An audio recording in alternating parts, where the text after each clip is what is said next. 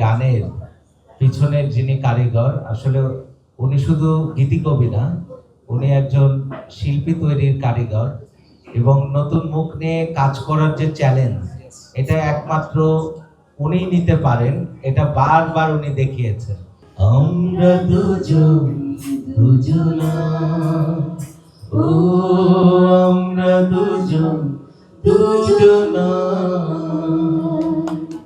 Creative, এবং আমি ওনাকে, উনি একজন বিস্ময়কর মানুষ, যে সবাই নতুনদের দেখে ভয় পান, কিন্তু কবির বকুল ভাই এই যে প্রথম আমাদের তাসনিয়া ফারিন আপু, উনি যে প্রথম গান গেয়েছেন, তাকে আবিষ্কার করেছেন কবির বকুল ভাই।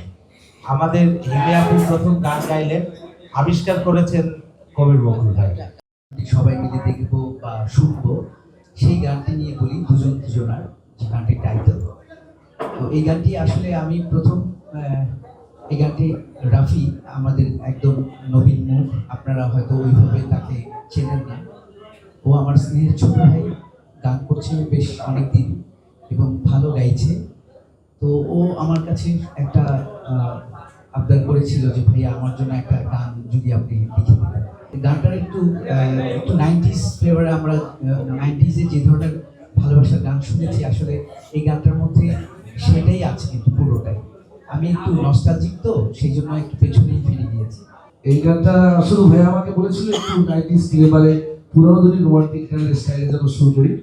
তো আমি ভাইয়াকে কোরির সাথে পাঠালাম, ভাইয়া পছন্দ করেছে। আর সব থেকে বেশি ভালো লেগেছে যে গানের নামটা সেট করেছে কি ভাই আমি জানি না।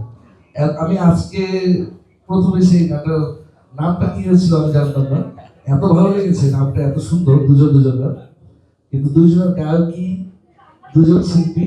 আমি হিমেপুর গানও আগে শুনেছি ওই বকুল ভাইয়ের, এবং রাফি ভাইয়ের গান তো আগে শুনেছি। তো আপনাদের দুজনের জন্য অনেক অনেক শুভকামনা, ভালোবাসা হয়ে আছে। এবং আমরা যারা টিমমেট ছিল সবাই চেষ্টা করেছি ভালো করার জন্য। আশা করি আপনাদের ভালো লাগবে। Thank you. পৃথিবীর শুরু থেকে শেষ পর্যন্ত রাখবো অমর করে এই প্রেম অনন্ত। পৃথিবীর শুরু থেকে শেষ পর্যন্ত রাখবো অমর করে এই প্রেম অনন্ত। চিরদিন তুমি আমার, চিরদিন তুমি আমার। আমরা দুজন দুজনা, ও আমরা দুজন দুজনা।